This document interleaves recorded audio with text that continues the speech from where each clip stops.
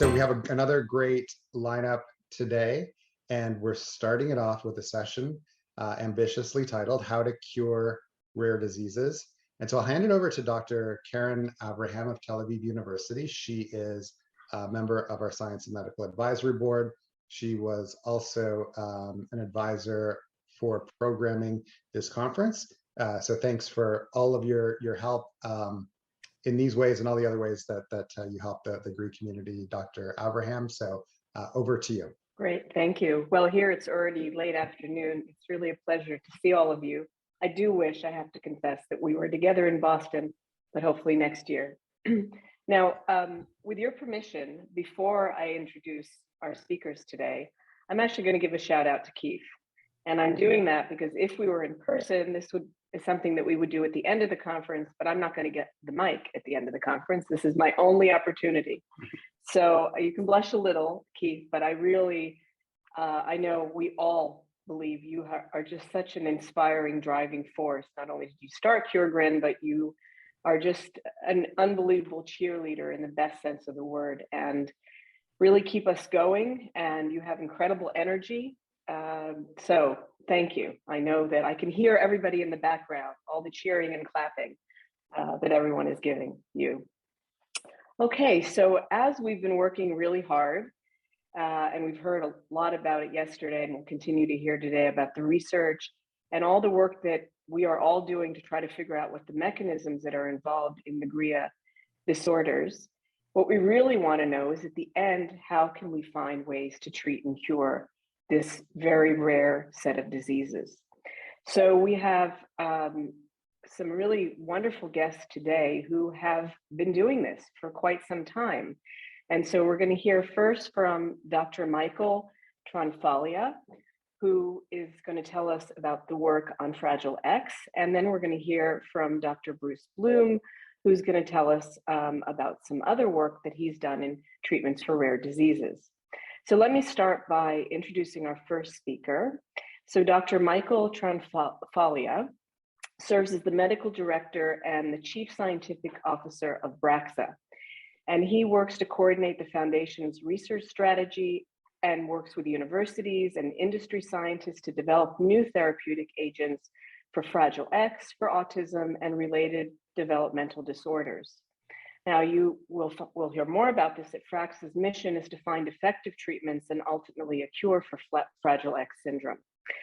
Just a little bit about Dr. Tranfaglia. He graduated from Harvard University with a BA in biology, and then he studied medicine at the University of North Carolina at Chapel Hill and did a residency in psychiatry. So Dr. Tranfaglia, thank you very much for joining us today, and I'm sure we're going to learn a lot from you. Thank you very much, Karen, and thank you, Keith, for inviting me to this conference. This is really great. I love working with other rare disease foundations, and I think we can learn a lot from each other, and hopefully you can learn a little bit from me. So I'm going to go ahead and share my screen and show you my PowerPoint.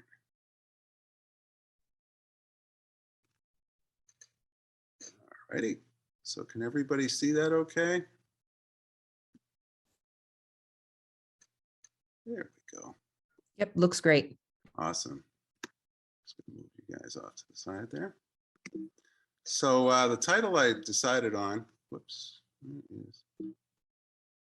title I decided on for today's presentation is One Weird Trick to Cure Any Rare Disease.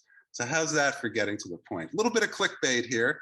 And of course, as is now standard, you're going to have to sit through all the rest of the slides to figure out what that one weird trick is. But don't you worry, we'll get to it at the end. I am an expert in Fragile X and how to develop treatments for Fragile X. And I say that because I am someone who has made every mistake you can possibly make in this field. And I think that qualifies me as an expert, at least according to good old Niels Bohr. So I'd like to convey some of those mistakes and the occasional successes that we've had along the way. I'll tell you a little bit about FRAXA Research Foundation. We're a nonprofit that my wife and I started in 1994, so we've been at this now for quite a while. It's been more than 28 years.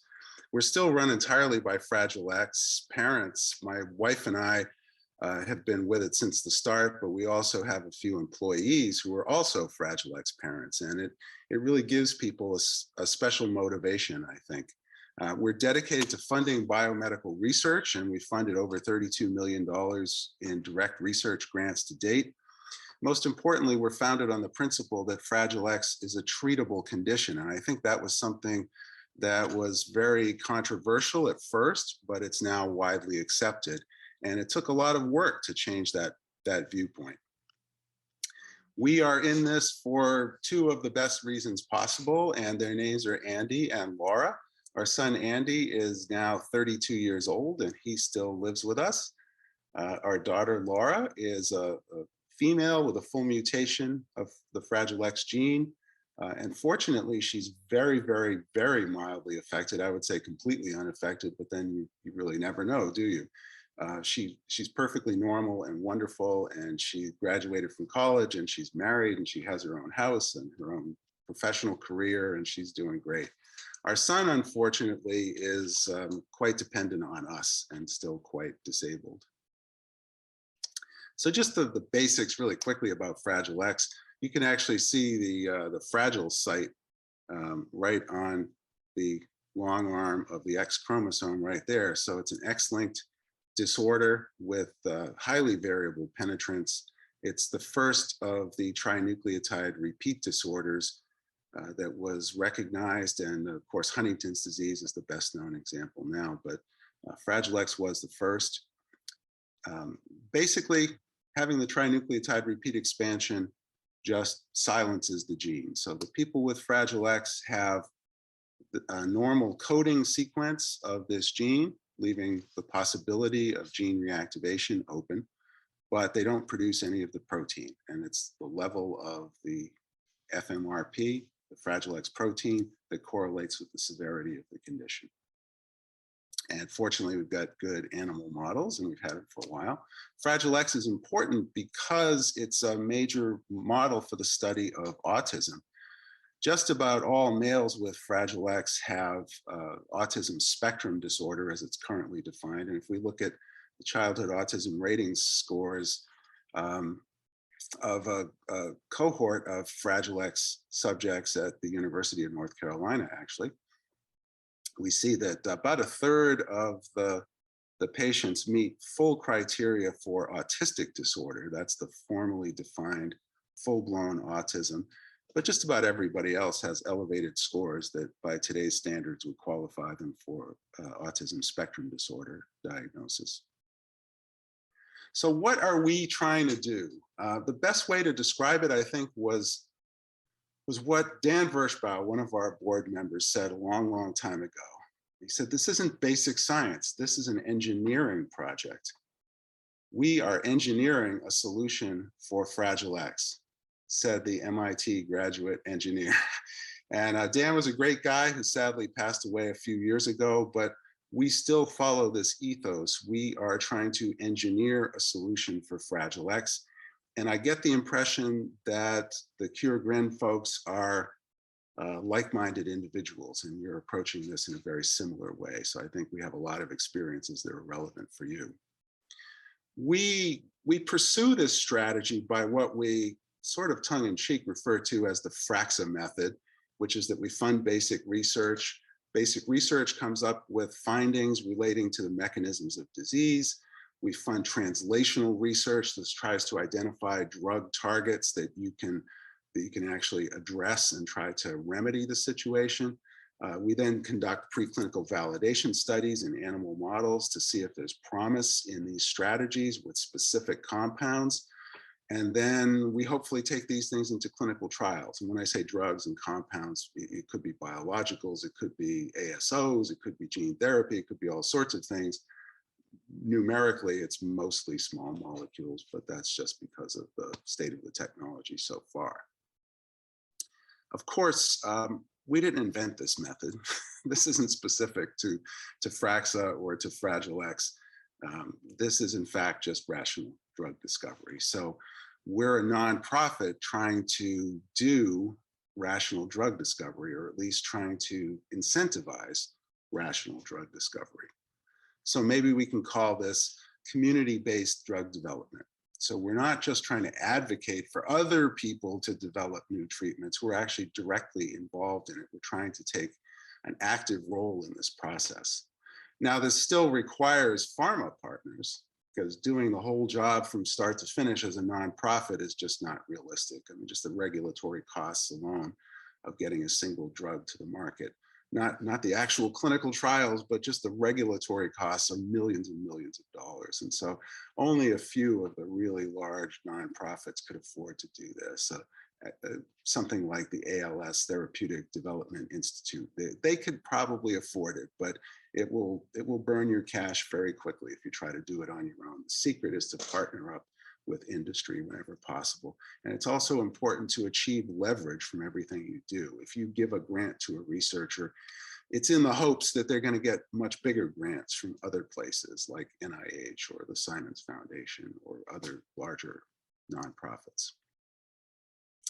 So our first big break happened in the year 2000 when PI Mark Baer and his really sharp postdoc, Kim Huber, made a discovery in the Fragile X knockout mouse.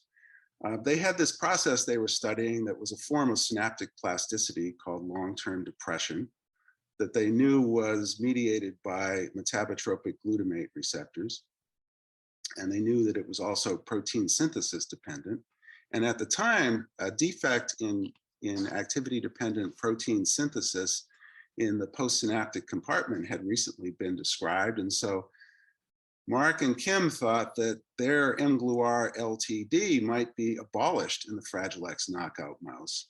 And lo and behold, they found that it was actually twice as much in the knockout mouse as they would see in the wild type litter mates.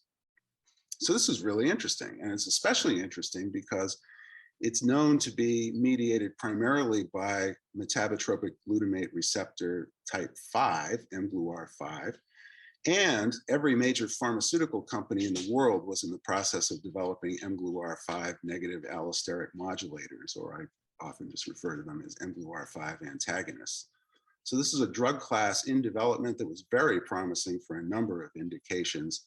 And all we had to do was latch on to this and ride it to a cure, or so we thought. So we tested these mGluR5 antagonists, and there's a drug called MPEP that was a prototype of the class. It's still available from scientific supply houses. There's a number of these available. But we saw on the left-hand chart, you can see a nice dose response curve that in the Fragile X knockout mice, we could rescue their audiogenic seizures, which was a major phenotype at the time, one of the most reliable phenotypes then. And we could also rescue the hyperactivity in the Fragile X mice in a nice dose-dependent fashion. So we thought, this is great. We validated this. We started collaborating with a number of pharmaceutical companies. It wasn't as simple as just testing it in a couple of mice. We actually did millions of dollars worth of de-risking studies. And we managed to attract a number of pharma partners, large and small. The smallest one was called Neuropharm, a startup in England that was developing a drug called Phenibam for Fragile X. It was their number 2 compound after fluoxetine for autism. Seaside Therapeutics was developing a more advanced drug that they licensed from Merck. And it was also their number 2 compound where they were developing baclofen for Fragile X and autism. But most importantly, Novartis and Roche had some of the most advanced mGluR5 antagonists available. And they got interested because they had to. When the smaller guys got interested, they had to get involved. And there's a lot of this follow the leader in the pharma business.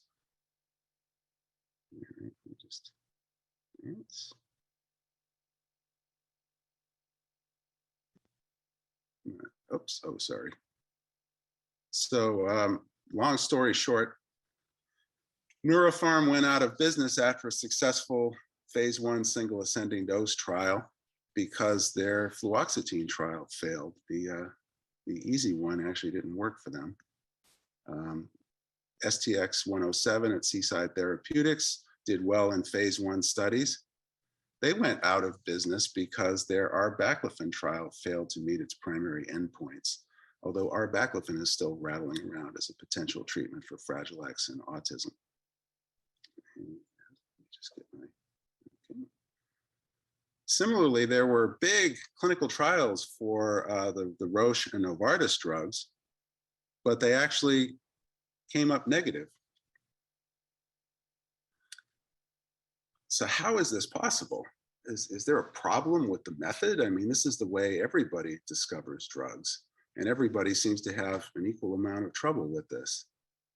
And in fact, I think we could see that there are issues at every step of the way, and probably the most, well, and we've got a lot of other candidates in the pipeline, so we certainly hope that it's not an intrinsic problem to the way we've been doing things.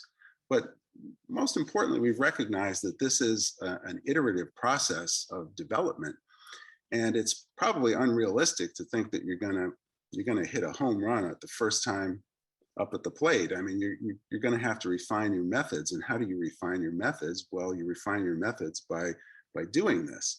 And we have this cycle that we think of as a development cycle where we unearth mechanisms of disease, but then we identify treatment targets and do the preclinical validation leading to the clinical trials. And if it's successful, we all sail off into the sunset, but probably it's not going to be successful. But all of these mistakes made along the way inform the next time around. And in reality, we expect that multiple cycles are going to be needed, and the pharma people are always talking about shots on goal that are necessary to develop a successful product. Well, above and beyond that, what are the mistakes that were made in the clinical trial, and what can we learn for it? Well, our son Andy was in the Novartis trial, and we actually saw fantastic results, but that may have a lot more to do with Andy and the specific combination of medications that he was on. But one thing we did observe was that there was a gradual development of tolerance. It was kind of slow over the course of 3 or 4 months. And we weren't really sure what was going on, but we looked back to see, is there any evidence that there might be tolerance to these mGlu-R5 drugs? And in fact, there was tolerance observed in the very first preclinical validation paper ever published. And whoops, I was a co-author on that. So we actually had evidence right from the beginning that there was tolerance to these drugs. And this is a kind of complicated graph, but it just shows that if you administer the drug, well, let's say you administer just water for 1 day or 5 days, you don't really decrease the autogenic seizures by any appreciable amount. If you administer water for 4 days and then MPEP, you get a great response. But if you administer MPEP for 5 days in a row, you actually lose a significant amount of the response, and that's this group here. So this group versus that group shows you a drop off in effectiveness after just 5 days in the mice. And interestingly, it is specific to the Fragile X mice, because in the wild type mice, you don't see that. So the wild type mice don't seize at the same rate as the Fragile X mice, but they get a great response to the drug, and they don't seem to show any tolerance. And it's not just MPEP. We studied a number of different mGlu-R5 antagonists, and they all had the same effect. But finally, we got a break because we have all these other targets that we're developing, and we have a drug that performed really well in the mouse model that is a phosphodiesterase inhibitor. And I won't go through all these specifically, but let's just say it worked really well in a mouse model on behavioral tests. We actually looked at dendritic spines, and it rescued a lot of the morphology that we see in the brain. And then most importantly, we did a clinical trial fairly recently with 30 subjects. So this is a phase 2 study.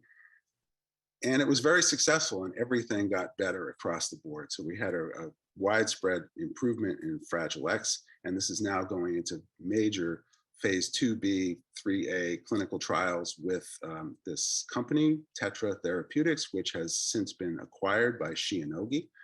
And just to show you the extent of leverage, now that Shionogi is in the game and has declared their interest in Fragile X and will be investing something like $40 million in Fragile X clinical trials, all the other Japanese pharmaceutical companies are playing follow the leader, and they're knocking on our door now. And so we're working with a number of other companies to develop treatments through these companies, as well as the European companies that we've already been working with, and a whole slew of American usually smaller pharma partners. So we got a few things right along the way. The biggest thing was to focus on Fragile X. We didn't get distracted by some of the associated conditions that come from pre-mutations or the neurodegenerative condition that happens in males with large pre-mutations called FAXTAS or Fragile X tremor ataxia syndrome. We focused on Fragile X because that was the most important thing to us. And we feel like you can only do so much. If you try to do everything, it just dilutes your effectiveness. We set out right from the beginning to develop actual therapeutics. We believe that you have to swing for the seats. You want to hit a home run. You're going to strike out more often if you're swinging for the seats. But we think it's really important to not settle for just doing awareness or support or trying to train young scientists for some nebulous point in the future. We think it's important that we actually go after a cure for Fragile X. And another thing that we got right is that we actually funded a number of resources rather than just the typical RFA, RFP model where you request proposals and you make grants to basic research, basic scientists. We actually funded resources so that all the scientists who are interested in studying Fragile X could have access to the mouse models, fly models, reagents, antibodies, the MPEP that I mentioned before. I would actually take little vials of MPEP around to scientific meetings we had and just distribute it free of charge. There's no better way to get somebody interested in something than to just give them some free stuff. And we had it synthesized at a very reasonable price, so it made it economical to do that. And each of the researchers that we were funding wouldn't have to pay Tokris prices to get their MPEP. They could get the same stuff that we were using for free. And one of the best ways that you can use to draw people into the field, new people, as well as to get the other folks who are already in the field talking to one another, is to invite them to special meetings that you're having, like now, only hopefully in the future, in person again. Some of the most successful meetings we ever had were at Banbury, where we would have 36 scientists in a really intimate environment where they really couldn't get away, they couldn't escape, and they had to actually pay attention. And that worked out really well, although we eventually outgrew that. I think the Banbury meetings at Cold Spring Harbor Labs would be a great thing for you guys to do if you're starting out on a smaller scale. We eventually moved to larger conference centers where we had our FRAXA investigators meetings. And we now have Gordon research conferences for Fragile X. And in fact, in a couple of weeks, I'm heading off to Tuscany for the Gordon Research Conference. So it's on again after getting canceled 2 years ago. Another thing that we did right was what I like to call rational repurposing. So it's repurposing, but looking at available drugs. And you're simply applying a filter as you identify treatment targets to say, are these treatment targets that are addressable with available medications? And we've identified a number of available medications using this method, things like lithium, minocycline, baclofen, lovastatin, metformin, and a bunch of others. And minocycline in particular is currently being taken by thousands of people with Fragile X around the world, and including our son, and it's been a real success. It doesn't fix everything, but it helps. Contract research is another thing that we did right, and we established a kind of resource for drug validation. Basic scientists can't necessarily do everything, and a lot of people aren't familiar with in vivo work in animal models. They may be working in hippocampal slices and not doing behavioral testing on mice. So we actually maintain a facility to do that. But other kinds of contract research, like working with Healx, as Bruce will tell you more about, I think, in a little while, it's been incredibly valuable to generate new leads. You can work with a contractor, get something done very quickly, very simply. Looking at the challenges that you folks confront, you need to have more mouse models because you have multiple conditions, multiple mutations, and those things can be generated very quickly by contractors, by CROs, or an academic lab working on contract, and then you can use the resources to distribute those models. So we have done a few things wrong as well. We've been too narrowly focused for too long. We got sidetracked by the whole mGlu5 experience. We've learned that FMRP does more than just translation. It's not just postsynaptic, it's presynaptic too. You know, there's a tendency to find something and then you stop looking once you've found it. But that doesn't mean there isn't more than one thing going on. And in fact, in Fragile X, it's not just in the neurons, it's in the glia too. And we now know it's not just in the brain, it's metabolism too in the rest of the body. There's abnormal insulin signaling in Fragile X. And FMRP regulates all kinds of metabolic proteins, not just dendritic proteins. So you get mired in orthodoxy and you have to always watch out for that. We also found that drug repositioning is much harder than expected. So here I'm making a distinction between repurposing available drugs and repositioning drugs in development. And drug repurposing is incredibly powerful. And I often say that failure is a prerequisite for repositioning, because Novartis isn't going to let you get your hands on their drug they're developing for Alzheimer's disease just to study it for your rare indication, because that could jeopardize their big program. But drug repurposing of available drugs is incredibly powerful and useful. And it's really a great way to develop your clinical trials methodology, because you have to do clinical trials to get good at clinical trials. And we also expect that you're going to need combinations of drugs. And with the help of Healx, we actually generated a list of major repurposing predictions, but we found that of all of these, Solindac was one of the most successful in actual in vivo testing, but they'd also predicted fenformin, and we were already working on metformin, which is almost exactly the same thing. So we were very encouraged by this, and we're doing clinical trials of some of these combinations now. But just to give you an idea, you can repurpose simple things, and this probably has some bearing on the mutations you're looking at, because A2A receptors pair up with NMDA receptors, and they associate with one another, and that's a regulated process, the amount that they associate with one another. But we can even show that in the Fragile X mice, we can rescue some phenotypes with caffeine. So you see that the knockout phenotype, say nest building, can be brought up to wild type levels with some caffeine, but it doesn't rescue everything. You don't get any rescue in open field or grooming behaviors. But if we then combine that with another drug, forgive the spelling, our scientist is in Latin America and Spanish speaking, so these are like the Spanish versions of caffeine and quercetin. If we combine caffeine and quercetin, we rescue all 4 of these major phenotypes in a testing battery. So we get a nice combination effect from some drugs that are not even prescription drugs. So it's the power of combinations. And lastly, I'd just like to finish by saying that, you know, there are some major pitfalls for rare disease foundations, and I only observed these by working with a number of different foundations and attending their conferences. But there are, number one is the usual suspects, that as rare diseases have become more popular, a lot of scientists are making the rounds to different rare disease foundations and essentially doing the same research project over and over again. You wouldn't necessarily know that unless you actually collaborate with some of these other foundations. Another problem is that a lot of wealthy donors only want their funding to go to what they think of as the top people.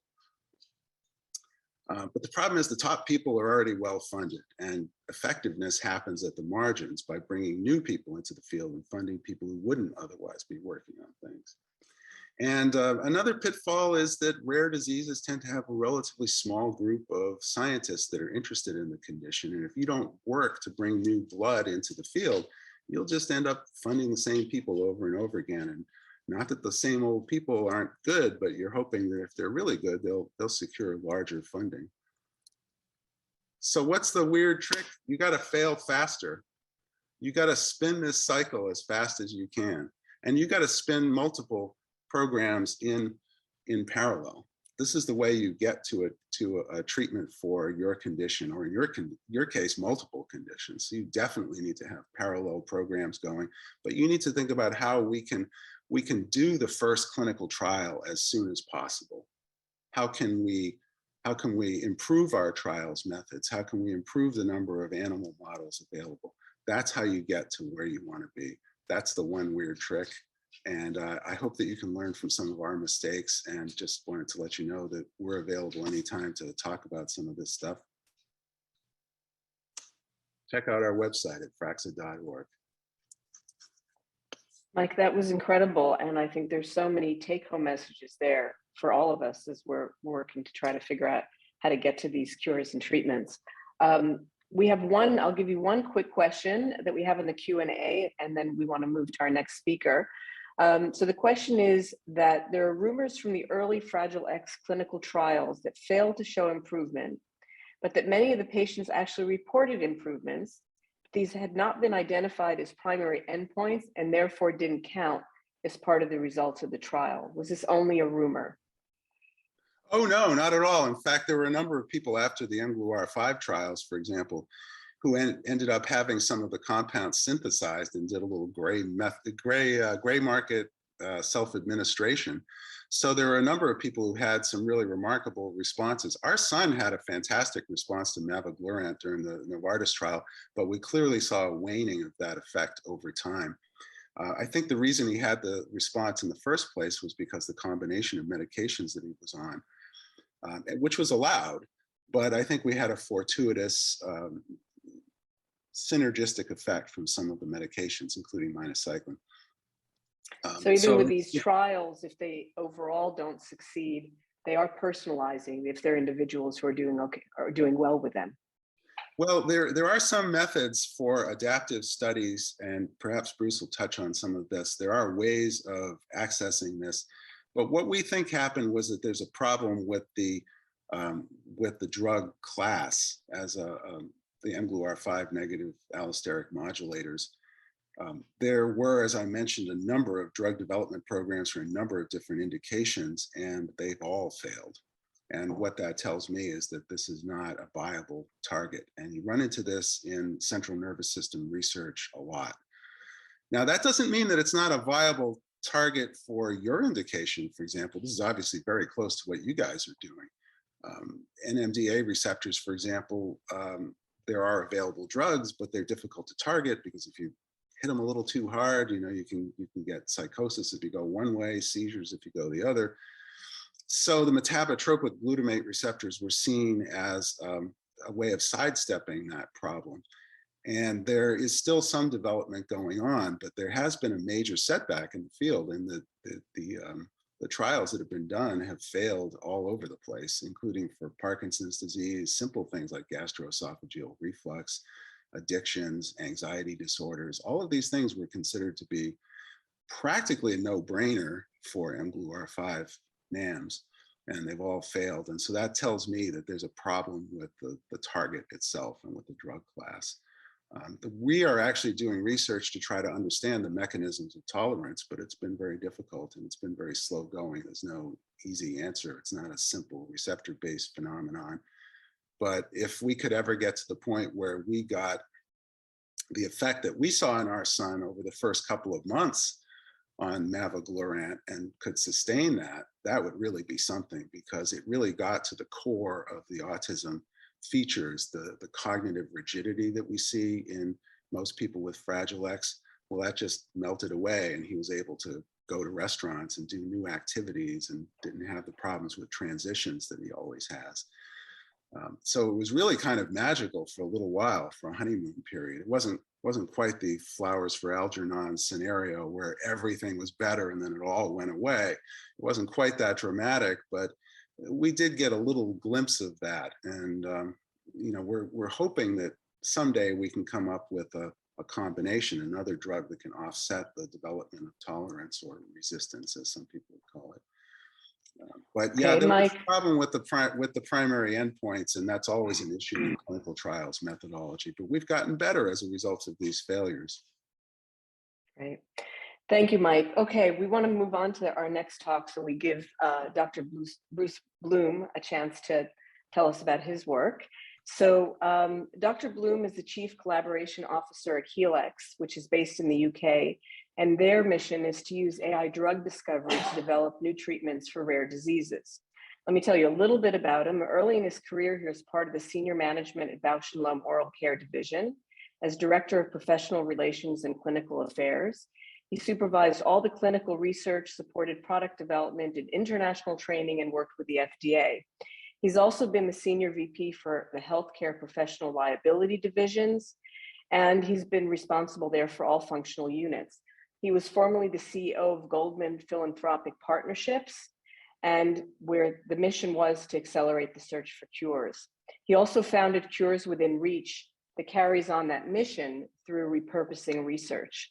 Along the way, he's also started several successful entrepreneurial ventures. So Dr. Bloom, please tell us what you've been doing. It seems like a whole lot.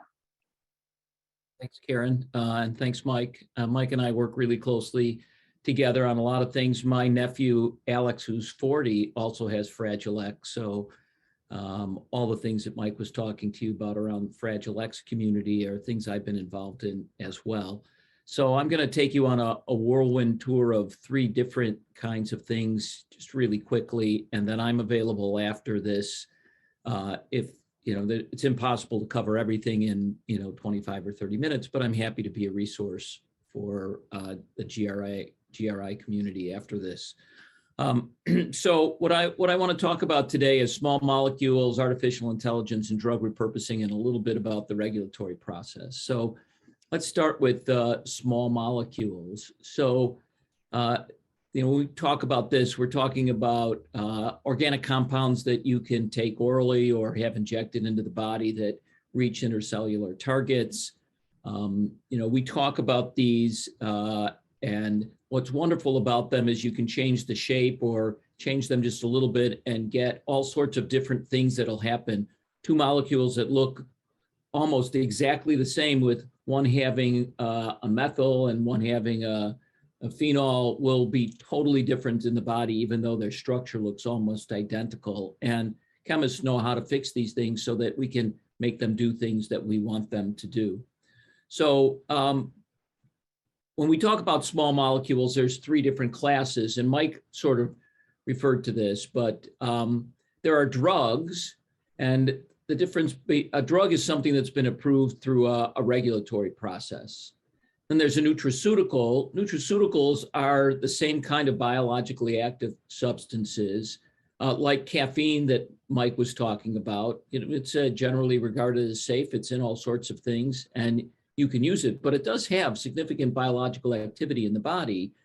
The issue between drugs and nutraceuticals is one is regulatory approved, and then you get it in a form where it has some consistency and quality, and you're never sure about nutraceuticals. But the good news about nutraceuticals is you can use them, and there's all sorts of ways to repurpose a nutraceutical in the same way you could repurpose a drug without all of the regulatory hassle to do that. And I'll tell you a quick story about that in a second. And then shelved compounds are future drugs, the same kind of biologically active substances that just haven't ever been proven safe, haven't been proven effective for anything, but they're proven safe for human use. And so we repurpose all 3 of these kinds of things, and they have different routes to the repurposing or repositioning.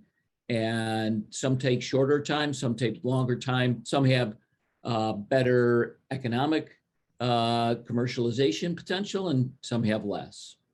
So I just want to talk quickly about repurposing, which is what Healx does. And I'm going to talk about the different ways that repurposing happen, and then a little bit specifically about Healx itself. So some repurposing happens by accident.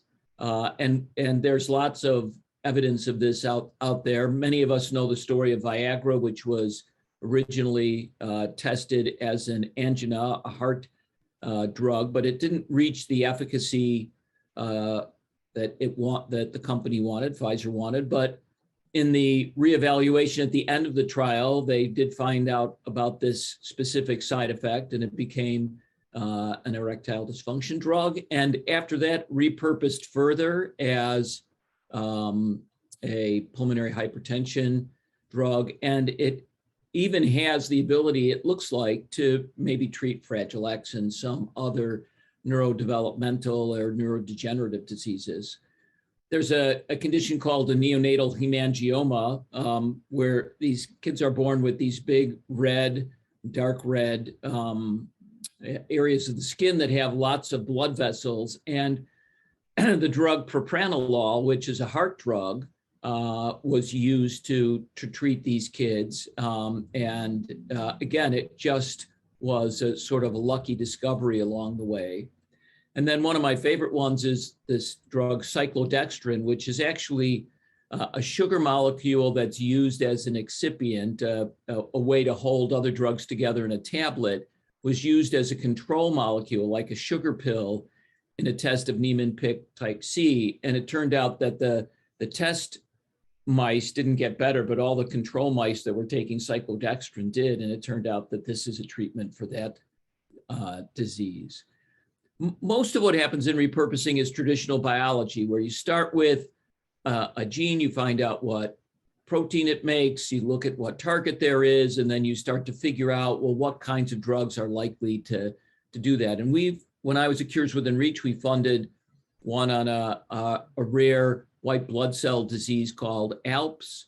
And for less than $500,000 in 3 years, we helped the researcher build a mouse model. The mice got better. Then he did a 6-patient clinical trial. All 6 patients went into remission. And it's now the standard of care for that and 4 other similar types of diseases. And, nobody makes any money on this. There's a lot of money that gets saved, but a lot of patients who would have died in their late teens and early 20s are now going to live normal lives for a very small amount of money in a very short period of time.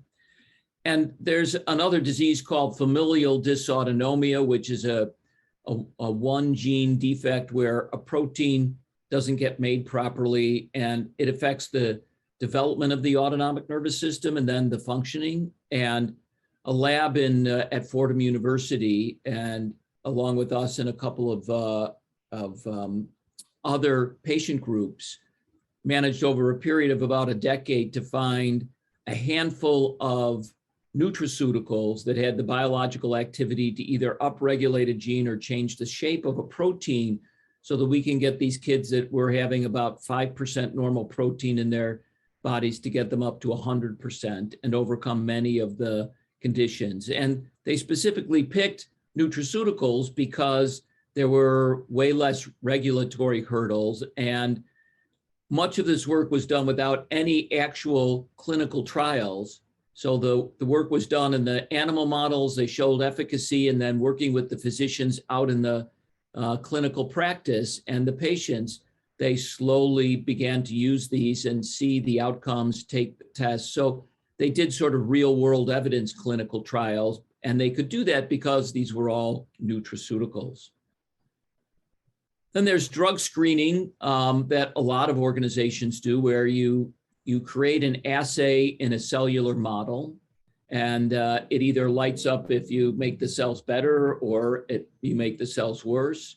And then you take different concentrations of already available drugs and nutraceuticals or shelf compounds, and you apply them to these, and you use a little microscope and robotics to see whether you're changing what's going on in the cells. And when you find some hits, then you can do some more low throughput confirmation and other kinds of research.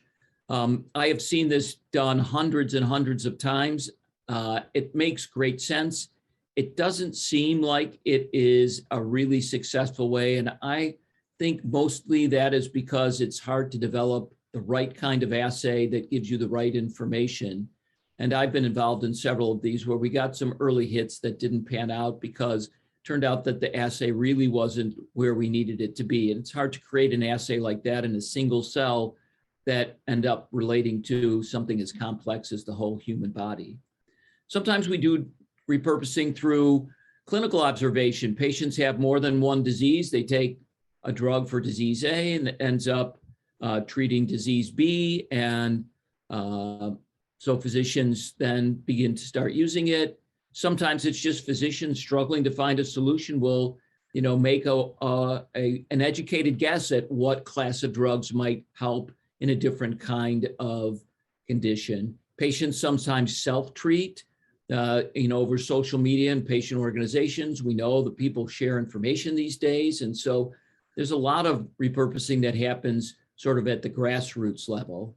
And then the last kind that I'm going to talk about is in silico, which means using computer models, in silico screening, where we use massive amounts of data to create artificial intelligence and machine learning models that can discover new biology and help us to repurpose drugs. So let me talk a little bit more in detail about that. So on this slide, you see the traditional drug discovery process where you use traditional biology to discover what's going on in a disease. You finally get to a target that leads you to some drugs where you might get a lead candidate. Then you get into the preclinical phase, and if it looks really good, you go into the clinical phases and on to regulatory approval. If you want to use an AI approach, you can skip some of the discovery and target validation by using all the data that's already been created by lots of other people and quickly come up with some predictions that can go into the preclinical validation. What you see is you shorten the timeline in many of these cases, and you increase the probability of success. And Healx, before I joined them, got started with Mike and FRAXA to do Fragile X, and hopefully later this month or early next month, the first patient will be in our clinical trial will be dosed with Sulindac, which is the drug Mike was talking about, which we hope in combination with several other drugs will lead to a therapy for Fragile X and then maybe be useful in other neurodevelopmental diseases like that. And we think the artificial intelligence approach can accelerate the speed, increase the scale, and improve the probability of success of all of these things. So let me just give you sort of an overview of what, at least at Healx, this artificial intelligence model looks like. And in the center, you see all those dots and lines. The dots represent data points, and the lines represent connections between one piece of data and another piece of data. And the size represents how many other pieces of data each piece is connected to. So the larger the dot, the more other pieces of data this piece of data is connected to. And so our goal is to collect as much highly curated data, meaning it seems like it is highly valid and replicable data, because if you put garbage data in there, you're going to get garbage answers out. So you want to have really high quality data. A lot of it comes from what we call structured biochemical data. So these are databases that thousands, if not millions of people are working on every day, like Chembl and Drug Bank, where through the replication process, you get really high quality data that everybody shares. It's widely publicly available. We add to that some in-house curated data that we get from private sources where we make sure it's highly curated and we put it in there, but it's not publicly available. And we're either given that or we pay to license it in. And then there's a tremendous amount of data that's available in the literature that hasn't been curated and isn't structured in computer language data, the medical literature and other texts. And we use a program called natural language processing, which connects words to each other and begins to create curated, highly quality data that we can put into this knowledge graph. So those three sets of different kinds of data go in there. And then we apply artificial intelligence algorithms. Those are questions that we ask the data. And the data has information on disease and on drugs. And the goal is to start with a question about a disease and go through all this data, hundreds of millions of data points with hundreds of billions, maybe even trillions of connections. And the computer makes all those connections and remembers them. And then in the end, we try and crawl all the way through this data where we get all the way to a disease where there's some connection between any two data points that all connect all the way to the end where we get from a disease to a drug. And then we get this printout of drugs that might be related to this disease in some way. And then we turn those over to our drug discovery experts, our human pharmacologists, who then sort through these evidence chains, we call them, and see how strong they are. Do they make sense? Did the computer really understand what it was connecting to? If it doesn't understand that, then we retrain it to be better the next time and run it all over again. And in the end, we get a handful of predictions where the drug seems to be reasonably safe to give to patients, where there's a new kind of mechanism of action that we understand, and maybe a series of drugs that all might interact with the disease in a different way. So a combination might really solve this. And then we start moving those into the validation process.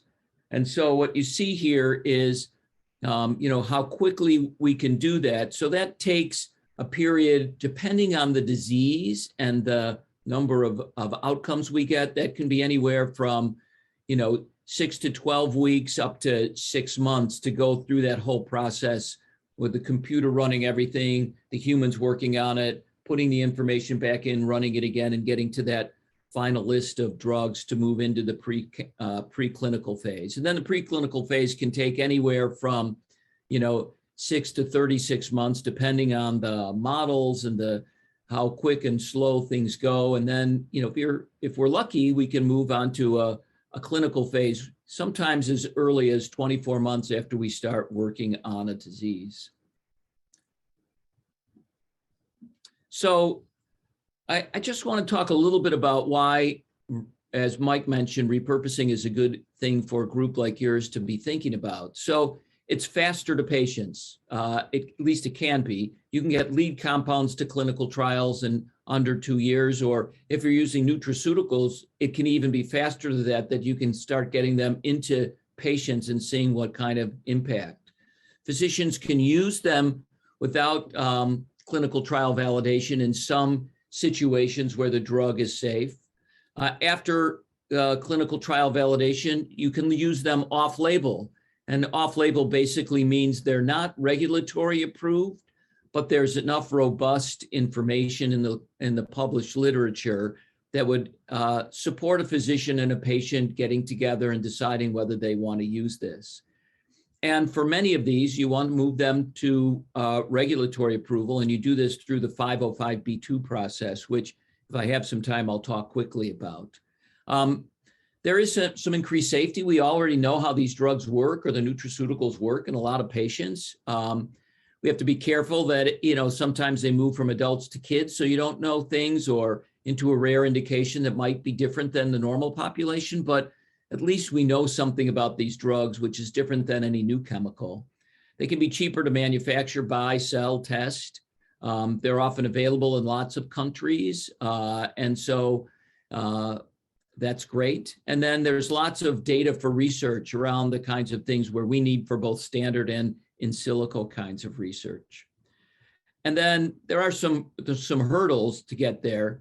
The hurdles are that often for drug repurposing, even though you can go through this process, there's no economic support for this, no financial incentive. As Mike mentioned, metformin's being tested. Well, that drug costs about $3 a month at its most expensive. And so if you're a company like Healx and you're going to spend $50 million proving that it works in Fragile X, how are you ever going to make your money back if it only costs $3 and you can buy from 100 different generic manufacturers? So drug repurposing is great, but often you have to change the molecule to actually make it better for the patients and to provide some way of getting exclusivity in the market so that you can actually sell it.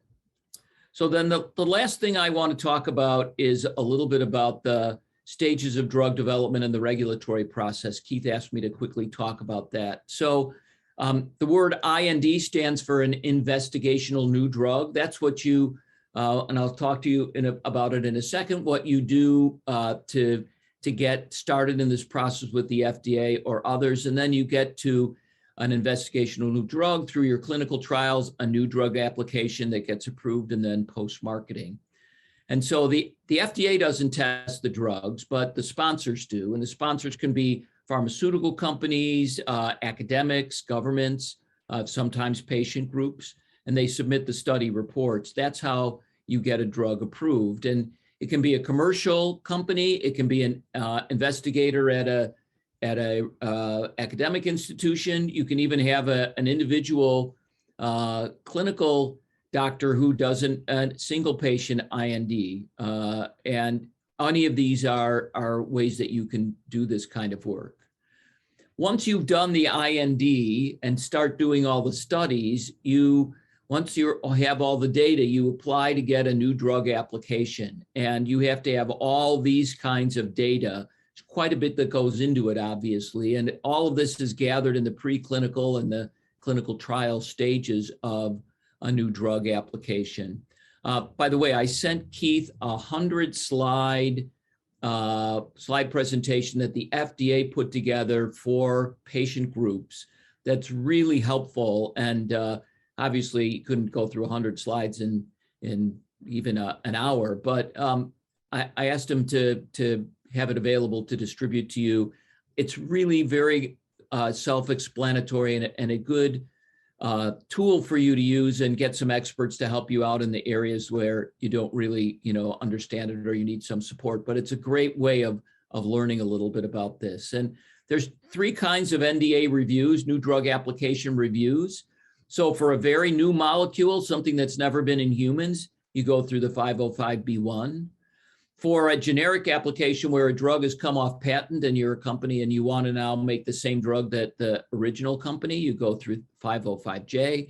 And for drug repurposing, you go through this 505(b)(2) pathway. And what's interesting about this is you get to rely on information that somebody else has produced. So when, for example, if you're repurposing metformin, you can get the data that the original companies and subsequent companies used and gave to the FDA on safety and toxicology and efficacy, and you can use those to support your application. So it shortens the time frame and reduces the cost in getting your drug approved for a new indication. Outside the US, there's the European Medical Agency that does the same kind of work as the FDA. Some differences, some similarities, basically the same kind of thing that the FDA does. You have to know what the differences are, but it's basically the same kind of thing. Now the UK is no longer in the EU, so it has its own MHRA that does this same kind of thing. And then in Japan, there's a similar organization that does its work. So I know that was like a quick whistle-stop tour of everything that and I'd love to be able to spend time and talk to you about more of this, but we don't have time today. So Karen, I think there might have been a question that I saw pop up, but if not, I'm happy to take any questions. Yeah, there are no questions, but first of all, that was really wonderful, very helpful, I think, as we're all thinking moving forward, how we're going to be able to get all these things on the ground. And it seems that you have a lot of experience, but also I was enlightened by, it seems that you're willing to help. So especially in the networking session, you'll be around to answer questions. I did want to ask, you talked about the structured biochemical data. Has AlphaFold helped move that faster? AlphaFold's a really interesting set of data. It doesn't help us because we don't do structurally based artificial intelligence, but for companies like Cyclica and many other AIs out there that have this additional data, this is really potentially going to be a game changer and really helpful in the future. And just to sort of, Karen, to say what AlphaFold is, it basically can predict what every kind of, the shape of every protein that could ever be made, what it would look like. And so when you're thinking of creating a drug that will go into a receptor in a cell, knowing what shape it is will often tell you whether it will fit or not. And so having a database that could quickly sort through all these shapes might be really helpful as you're doing drug repurposing and you know what receptor you have in your particular disease. So, and not only that, I think the fact that they're able to do it will then figure out how can we do that same kind of thing for other things. Maybe we can start doing them for receptors or other kinds of molecules. So really interesting work. Wonderful, thank you. Okay, so I think our session turns into pumpkins now. We have to turn it over to the next session. I really want to thank you, Dr. Tranfaglia and Dr. Bloom. It was fantastic to hear about all the work you've done, and it seems that you have such a good perspective on the ways that we can try to move forward. So I'm going to hand over the baton to the next chair.